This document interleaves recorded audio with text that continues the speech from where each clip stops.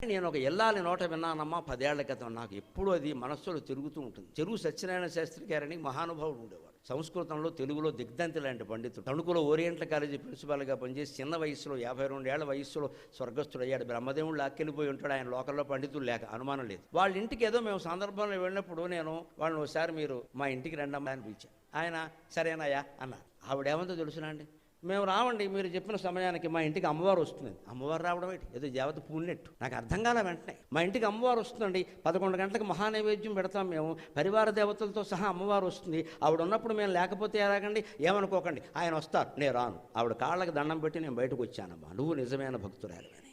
అమ్మవారు పరివార దేవతలతో సహా ఆ ఇంట్లో ఉందని ఆవిడ భావన చేస్తుంది. కాబట్టి నైవేద్యం సమయంలో నేను ఎక్కడికి రాను అని చెప్పింది ఆవిడ. ఆయన వస్తారు, కావాలంటే తీసుకెళ్ళండి, నేను రాను, ఏమనుకోకండి. లేదమ్మా, మీరు చేసే పని చాలా గొప్పది, మీలాంటి వాళ్ళని నమస్కారం చేసుకుంటే పుణ్యం మాకు బుద్ధి వస్తుందని వచ్చాను. అది భావన చెయ్యాలి.